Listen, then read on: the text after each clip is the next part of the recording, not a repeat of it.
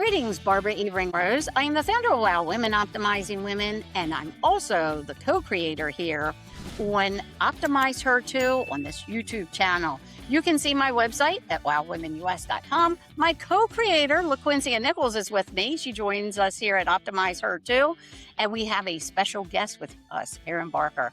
You can visit LaQuincia Nichols' website. It's experience-coaching.com. She's also the founder of her business. Very proud of what she does there.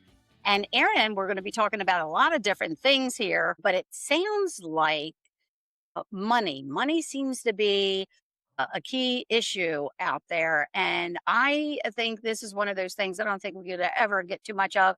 Financial literacy in women. And we know you men watch us, so we want you to pay close attention to this and what Erin's going to bring to the table here on Optimize Her Too.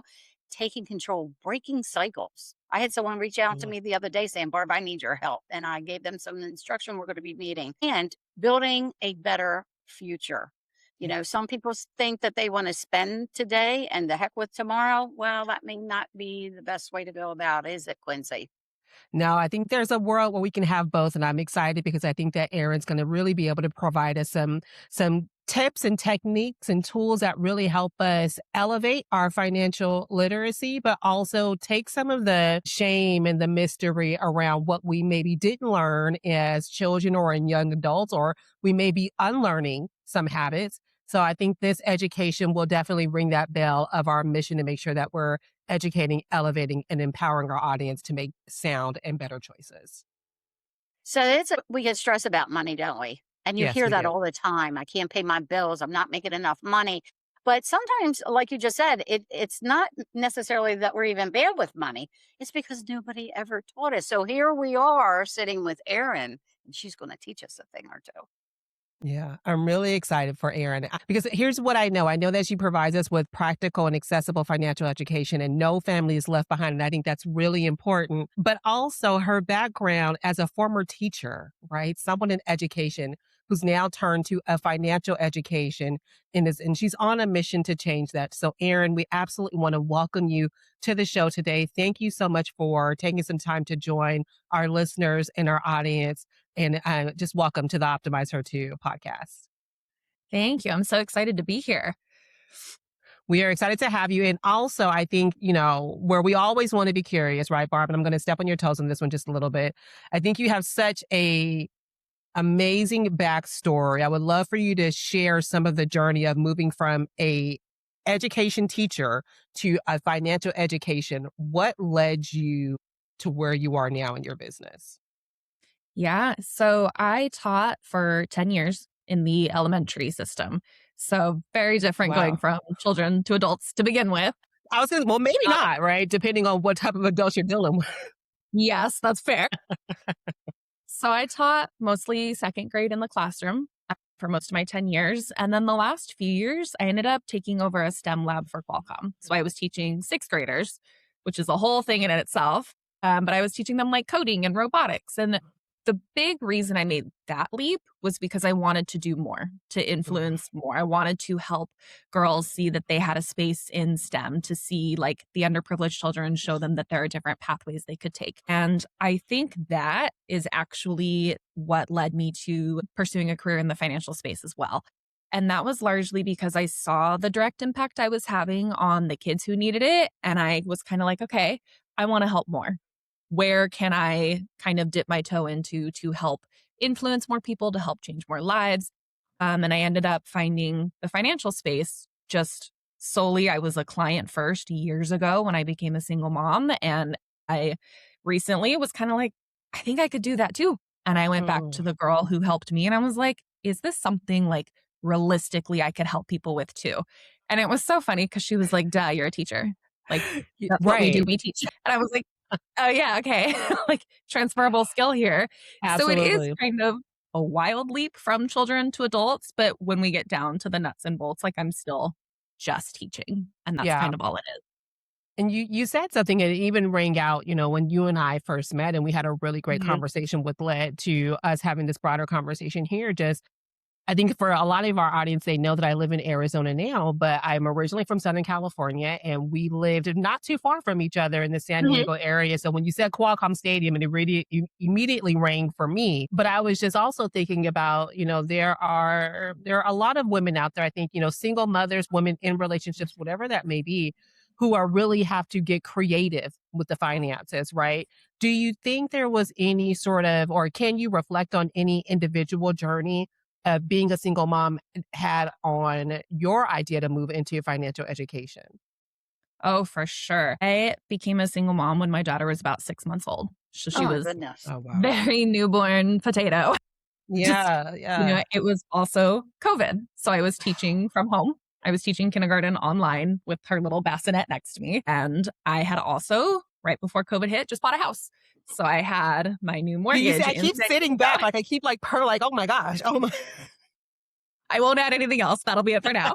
But it was a lot. And we Yeah. know teachers don't make a lot. And living in California is a lot. So the combination of everything of suddenly being like, oh, I have one income. I need another job. Okay, I need another job. I need another job. I was working 4 jobs at one point, all Oh online, wow. trying to just Wow. make things meet because it is, as a single person, it's one thing to be like, ooh, money's tight. I'll have top ramen tonight. Hmm. Money's tight. I just won't go out and do my nails or anything. But to Yeah. look at your kid and be like, ooh, you have to eat. Like there is no skimping on anything. And she was a formula baby, which got Mm. really expensive during COVID. And it was like, okay, I can't afford to not feed you. And you're growing every month and you need new clothes and new diapers and new this and new that. Like there is no skimping on that. And going from having 4 jobs and being like, something needs to change because this cannot be my daughter's future. This cannot be my future. I'm working 24 hours a day, not spending it with my kid. Like, I needed that extra little nudge to just kind of figure out what was happening, how I was really just literally going to survive and not skip meals anymore. And that is when I reached out to a friend and I was like, I'm really embarrassed, but I've known you for 15 years. I don't think you're gonna yell at me at all. Like, please, Yes. can you just like tell me what to do? And I kid you not, she spent an hour with me and restructured all of my finances and taught me everything. And since that day, like I can pinpoint just listening to her and being like, I just need to put it there and I can quit some of these jobs. Like, I don't have to work so hard. Mm. Okay. And that moment was a big turning point for myself, for my daughter. Like, everything has flipped. I am down to one job, and that has never happened in my life ever. Like, so being able to just talk shame free, Yeah. guilt free about what was happening and laying it all out and being like, you know what? I can't sink any lower than this. Look at everything I have and tell me where to fix it. That is the big point. And I know there's so much shame and guilt and stress surrounding all of that as a single parent, as a woman. Like, we don't want to admit that we need help, but sometimes we do. And that's Wow. that was the big day. Yeah, it's interesting, Aaron. At the turn of the century, I noticed there was a serious issue in the classroom setting. I was a long term substitute teacher. I ended up working with elementary school age children and also been dealing with adults for a long time, like in real estate and banking. And as an entrepreneur myself, I could see that we were in trouble. And interestingly enough, the rest of the country didn't realize how much that education sector was so poorly done and had been so poorly handled over 2 decades, and it took a, epidemic for Mm. us to then realize we have some serious problems. People can't even add. They can't do basic math, and I think in the education system, I saw it, but for you as a former teacher, what did you see as the biggest gap between what we're taught in school and then fast forward now, like you said, you're in the adult realm, what we actually need to know financially? And you learned some of that, it sounds like. Yeah. As a teacher, I can tell you because it was a second grade thing, the only money stuff we teach is about coins and their worth and like counting dollars. And it's so funny because nobody uses cash anymore or change or anything. Like, my daughter is 6.5 now, and she'll be like, oh, mommy, get your money. And she'll pull out my little plastic Yes. like credit card. I'm like, oh, you should probably know how to like count things and use Right. things and the value of money. And it's so funny because we get the kids who know they can't count. So there's no way they're counting quarters and things. And then that's kind of it. That's the Mhm. extent of like money education. It's not really how to spend it, how to save it. It's none of that. They are starting to implement kind of a basic financial literacy course in high schools, but it hasn't started yet. And what people don't tend to realize is that money is a skill. If you are not explicitly taught it, why would you know it? It's like surfing. I am not afraid 100%. to be like, I don't know how to surf. Right. Okay, I need to go find someone who does and teach me how to do it. I took my first surf lesson. It was great. I sucked at it. It was so much fun. But that's what money is. If nobody sits there and explicitly tells you, this is how interest works, this is how your retirement works, like, why would you know it? There is no reason to know it. And it's a lot of just floundering because we are going from a school that's like, this is what a quarter looks like, to real life where they hand you a credit card at 18 and don't teach you about the balance and how to pay it off and whatnot. So there is a massive, massive gap where nobody's learning just the basic fundamentals of money as soon as they become an adult. But we're expected to take on all this debt immediately for college or Immediately. shopping because we're excited, you know? So Mhm. there is a massive, massive gap in what we're taught and what we're expected to just know becoming an adult. Which I think is quite the challenge, right? Because there is so much expectation on us to have sort of this inherent financial literacy, right? But to your Mhm. point, it's a skill just the same way you learn to drive, to serve, to cook, right? And there isn't Yep. any shame around wanting to sharpen that as a growth edge area. But when it comes to money, I think sometimes there's just so much emotion and, Yep. kind of pun intended, but like, the value that we put on top of it beyond the Mhm. value of what it represents in dollar and cents, um, is so much tied sometimes to our self-worth, right? Yes. And then with Absolutely. that, we don't want to share. When you think about, I would say probably like if you could think about, one or two things that you really wish was taught in the arena of financial education, especially for the little ones, because like your young daughter, I have a niece who's, under 10. So she's primarily grown up in a cashless society, Mhm. right? Like almost like if you're like on a cruise ship on a like a resort or somewhere. She knows what it is, but doesn't truly understand the concept and the value. So I'm always looking to people with, that financial literacy, that financial background. Like, what do you think is like the top thing that I should at least be informing her and making her familiar about that I think that some of the other moms or listeners to our podcast can say, you know what? I'm going to take this as a takeaway for the young person in my life. Yeah, that's a great question. It's something that I've thought about with my daughter too, because I don't want her to just grab the card and be like, you have money. Because there Yes. is no concept of how much money is on there. And they have no concept beyond just swipe, tap, right, or Yeah. Apple Pay me, but not like where that money comes from. Yes. And that's where I've gone back to straight cash, or Hmm. I've gone back to making like an actual chart. She can count. She knows Hmm. that if she has 4 cookies and they're gone, they're gone. So it's the same thing with our dollars. If she sees something at the store that is $10, it's like, okay, that is 10 of these $1 things. If you use them all, they're gone. If you see Hmm. something else you want, you don't have that. You either need to put it aside and keep counting and get there, or it's gone and you have to start over. And just kind of having that where it's not like allowance. I'm not just giving her free money. She has to work something kind of extra for it. And it'll be like, oh, you helped wash the car kind of thing. Like that's outside the realm of what a 6-year-old should be doing. Here's a couple bucks for it.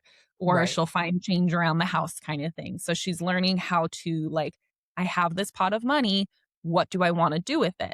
And she has had the experience of instant regret where she spends it and then she's like, but I want Haven't nothing we more. all? And I'm like, yeah, exactly. And I'm like, too bad. You have no more dollars. Like, you're going to have Hmm. to start over from scratch. And having those kinds of experience where they do have that instant regret. Maybe they got it and they don't like it. And they're like, well, that sucks. Now I have to start over again. Like, that's great for kids to see and to learn and to start realizing, like, if I just leave it alone and don't touch it, then I have more of it. And I can do Hmm. these extra things to earn more of it. And then that, like, joy and pride they get from spending it and being like, I earned this. I worked Yeah. hard because I really wanted this, whatever it is. That's also really exciting to see. And once they have that kind of basic knowledge of like, okay, I saved versus I spent, I had some regret, we got some motivation going, then you can kind of start adding in like, okay, if you leave it alone for a full 30 days, I'll double it. And you can kind of start adding in like the compound interest idea of the more you don't touch it, the more it's going to grow. And you're going to start to have more money. And that'll kind of lay the foundation for when they are older and they're looking at savings accounts and they're like, well, okay, I really want to spend it. But if I leave it there for a year, I'll have more money in it. Then I have more money. I worked less hard for that money. So kind of just showing your kids like there's a finite amount in this pot for you. And you need to learn how to wisely use it so that you don't have that regret, but you do have the motivation to keep letting it grow. Mm. Watching your money grow. I had a friend when we were younger, we both had budgets. Hers Mm. was to spend every nickel from paycheck to paycheck, literally. Every nickel paycheck to paycheck. I notice there's a lot of stigmatism around money. People feel that sense of shame or a sense of fear that they're going to run out. They're not going to be able to buy anything more with those dollars that they have. And they don't want to discuss it when Yes. it pertains to their finances. And also, they really don't want to talk about their investment or any Mhm. strategy because it doesn't exist. Do you see one sex over the other?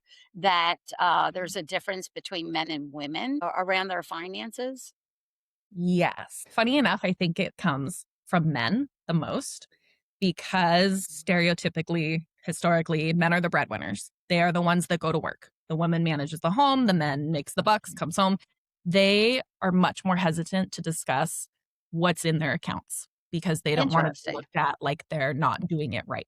Right. Mm. And women, because I think we're in kind of that cusp generation where like most people my age, our moms were stay-at-home moms. And so now people kind of my age, maybe 50 and younger, we've all kind of had careers our whole life. So we know where our money is. And we're like, well, mom never spoke about it. It was a very taboo thing growing up. Like I knew money was tight, but I couldn't tell if it was because we were poor or we were frugal or maybe there was lots of money and I just kind of never saw it. I Were we don't all really hoping know. there were lots of money back there Yeah, somewhere? I don't really know because nobody wanted to talk about it, you know? Yeah. And so trying to switch from that to like, it's okay to talk about it. There's no shame. You don't know how to do it. And that's not a bad thing unless you went to school for finance. You're not going to know how to do it. And what I tend to see is a lot of women who go, oh, my husband's got it. He handles all the money. And I'm like, okay, That's sad. That's very sad. it is. Because it's such an emotional there's so much emotion. You mentioned that word emotion a few minutes ago. There's so much emotion. I know with 22 years of mortgage lending, there's so Mhm. much emotion around mortgage, their home, and also around their money, how much they make. Yes. And I think that emotion then is the trigger. It's the component that we Yeah. don't think about that almost kind of puts a wall around the conversation. And that's why it doesn't get out. Yes. And that's where I try really hard to not overshare, but just share enough so that they know, like, you are not alone. You do not Mhm. ever have to do this alone. And that's kind of where I pull in, like, I was that single parent drowning in debt and bills and skipping meals. And like, if I can go from that to I don't really check my checking account anymore, which is something that has never happened in my life. Like, it is possible. And we're going to do it step by step. And I'm literally going to hold your hand the whole way through. And no question's a dumb question because that's what I needed. And why wouldn't you need Mhm. that if nobody's taught you? So there is no shame around asking for help. It feels shameful, especially as a woman, because we are taught to just handle it, figure it out, get your stuff done and don't ask for help. We have that Right. mental load. And like, my big goal is like, you don't have to. Like, Mhm. once you figure out how to handle your money and where to put it, it alleviates so much stress of just, okay, it's working really hard for me. So I don't have to work as hard for it. And we Yeah. can kind of get back to Much ourselves. like your what you said earlier too, Erin, about the jobs. When we were younger, we had a full-time job and a lot of us had part-time jobs where we had Yeah. side jobs, we called them. Hmm. Particularly the men doing like, some type of labor job, Yeah. working Mhm. on cars, construction, roofing, something like of that nature.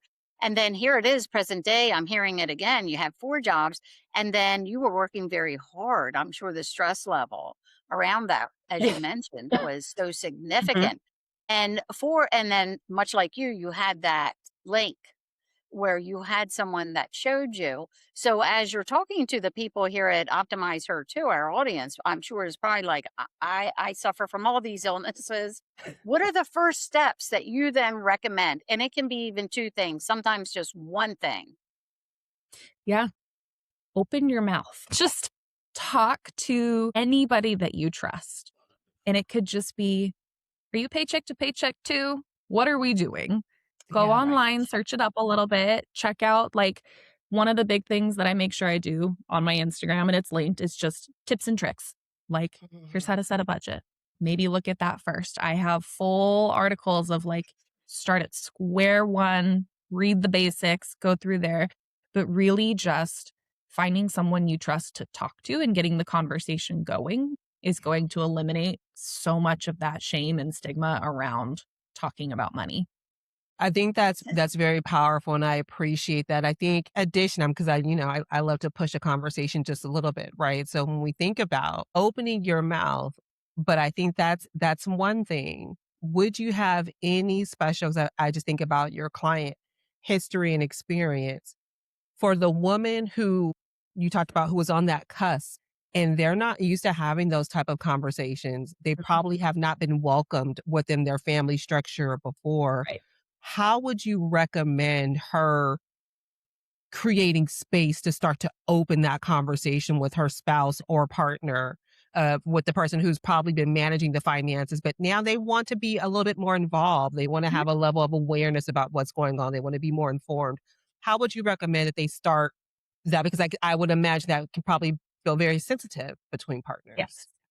Yes. Especially if the man is kind of traditionally in charge of overseeing everything. Yeah. I think it comes from a place of love and wanting to feel safe, right? So he's taking care of everything. He's the provider, but accidents happen, things happen. She needs to have a hand in everything also. And it doesn't mean she has to all of a sudden take over managing everything, but she needs to know how to access things and what they mean.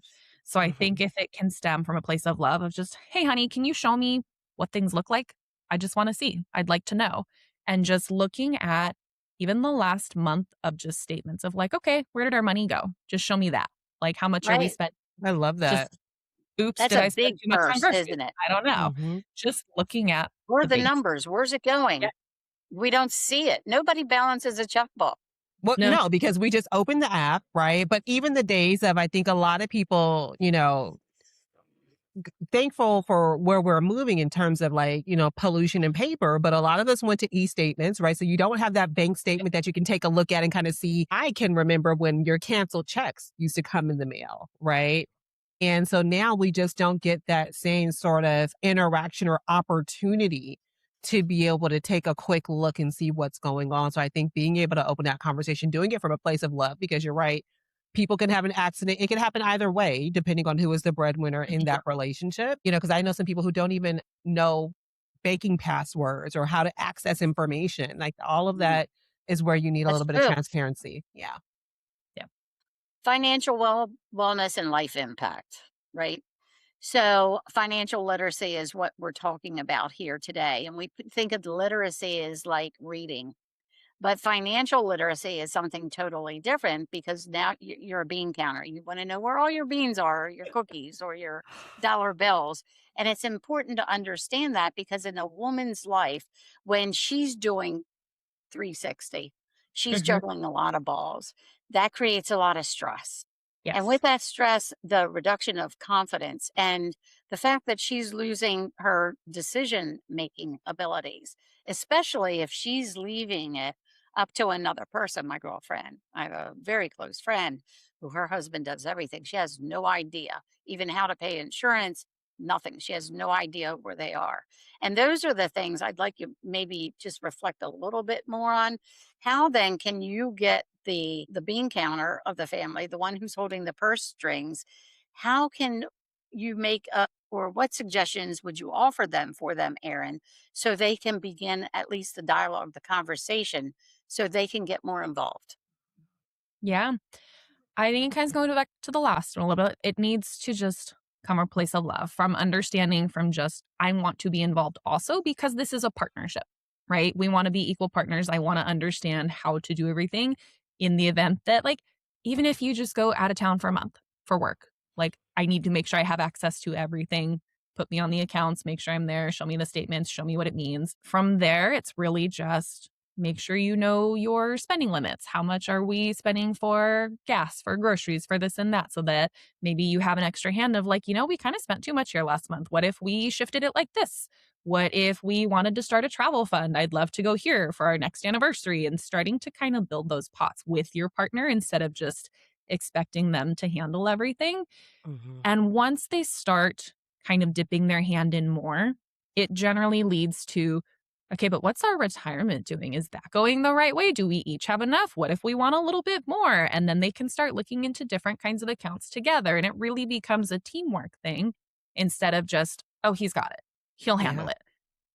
Because we have known so many people, even my age, super young in their 30s, who all of a sudden their spouse passes away and they're like, I'm 32 and now I'm single and like, I don't know what I'm doing. And Right. like, you need to have a hand in it, no matter your age, no matter if you have a partner, no matter who it is that generally takes care of things. It is a team thing, whether you have an income or not. It is a team effort in that partnership. I love that because I do think there is a certain level of calm that can come across for both parties in the relationship when it does feel like a shared responsibility and one person isn't shouldering the whole responsibility of like planning and executing against our financial future. I would imagine that you've probably seen some of the women who you've worked with, right, on the other side. Can you talk about what changes for that woman when she finally does move into that spirit of having confidence around her finances? How do you see them come across Yeah. on the other side? Yeah. It takes so much stress out of your life because it starts to be when we're young and we're starting to build a family or we're a single parent or whatnot, it's a lot of how do I stretch my dollars the farthest? What are the cheapest groceries I can find, the cheapest clothes, the cheapest schools? Like, how do I stretch everything the farthest versus how can I make that work for me and Yeah. grow more so that I don't have to work so hard?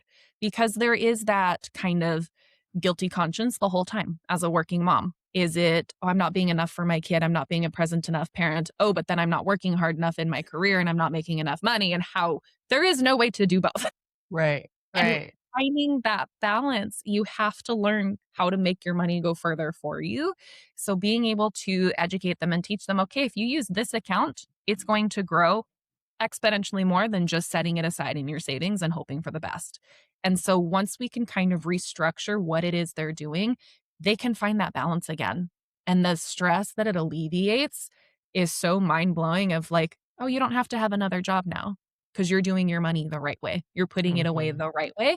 No, you're not going to work till you're 85 like your mom. You're going to work until you're 60 and then you can retire because we've structured it the right way. We can do, the kids' accounts where it's like, okay, your kid is now debt free for the rest of their life. I know they're two, but they're debt free. Like, don't worry. And just Yeah. being able to remove that and give them the kind of power back to be like, okay, this section of my life is handled. I'm free to be a better mom now. I'm free to focus on my career and not so worry so much about where my dollar is because they know how to make it work for them. That's powerful. Maybe Thank even you. they can learn how to play golf, right? Yeah, or take on a new skill or start, raising some orchids. So, it's all about truth, and I think one of the things is much like women or anybody gets up in the morning, women in particular, they'll look in the mirror and they'll say, "Oh my god, the lines and so forth all around their face," or maybe it's their hair color or a gray hair that, appears.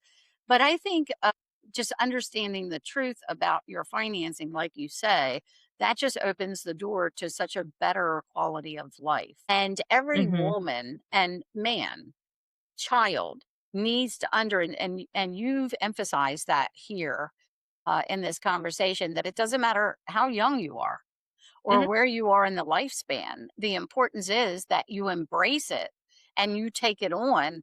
And if there's someone that's doing that for you, that you at least learn, passwords. Take a piece of paper, for instance, or an index card, put them down so that you know the passwords that you can access the account, for instance, because we don't have a document anymore that we're going to take a look at. Mhm. But when women understand, and you said this just a few minutes ago, when she has the ability, and men, I hate to keep saying women, it's not just women. When anyone has the ability now to have control of their money, that makes the world such a much better place, and the quality of life, back to that, your financial literacy, your well-being, it makes it much more palatable, doesn't it, and more joyful Mhm. life. Mhm. Yeah.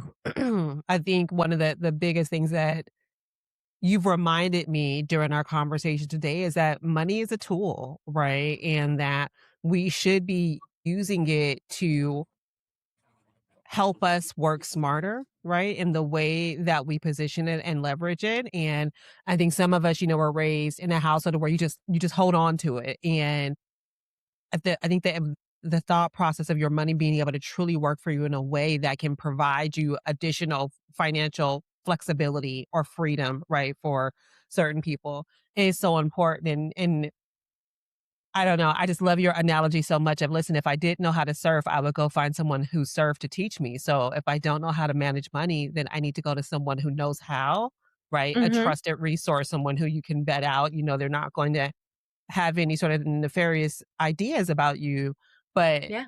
just being able to say, I need help. We raise our hand in so many other areas. And I just think that Mhm. all people get the support that you need, right? And don't hold any shame about wanting to be better, wanting to improve in an area. Yeah. Yeah, I think in closing here, as we're just thinking about all of the different pieces of the money, that you're not there with money. It's just that you haven't been taught. Mhm. And Erin, you clearly illustrated that for us here today with your own daughter and Mm. with your young students that you had. The fact that you're a teacher, I think, makes you the perfect person, Erin Barker, for people to come to. We just haven't been taught yet. And the moment you begin learning, the moment you start taking that on, that you have that awareness, that's when everything's going to change. And at Optimize Her too, as Quincy said earlier, and this is one of the things that we stress here at Optimize Her too, the conversations that we have, whether it's Quincy and myself or Trisha, our assistant who comes on from time to time and we have dialogue, or guests like yourself, Aaron, that you come on, we're constantly working on educating, elevating, and empowering women. And we know that men, you're out there listening too. We hope that we're helpful with you, because today's conversation is just that: educating, elevating, and empowerment, and what that feels like. It will change your world, it'll change your Yeah. total world. Yep. Aaron, I know that you are making yourself available to our audience and listeners. Please let them know where will be the best way to reach out. So when they are ready to open their mouth, when they are ready to have that support, how can they reach out to you directly? Yes. The best way, and I think what'll kind of give them that little nudge to be brave enough to reach out, is to follow along on my Instagram, because I do post general tips and tricks and kind of, if you're starting out, look at this. So little bits of just confidence building posts kind of things. So Instagram is erin.barker.17. Feel free to use it. DM me, whatever you need. I'm here for all of your questions. I'm ready to help. Excellent. Excellent. Thank you so much, Aaron. Yes. Thank you too. You were wonderful. I think as you go through life and you realize, and I think it's really great the way you taught your daughter here, Erin. And I know so many people that at least I'm surrounded with in my area, the parents, especially the boomers and grandparents, take and just keep giving, giving, giving. And that's where that sense of entitlement comes from in our Mhm. society. But you've now put the onus on the individual, that you can make a difference. You don't need to depend on other people to help you, that you can fix the situation. And by being available to people, I love those ticks and tricks. I think that's amazing, because no one's taught you about money, but here's where you start. Yep. Erin Mhm. Barker. Thank you again, Erin, for joining Quincy and I here at Optimize Her too. It's been such a pleasure, and I hope we can talk more about money. Don't be shy. Start talking. Reach out to Erin. See her on Instagram at erin.barker.17 and learn more about your money and get in touch with her. You'll be glad you did. Thank you so much, and stay well.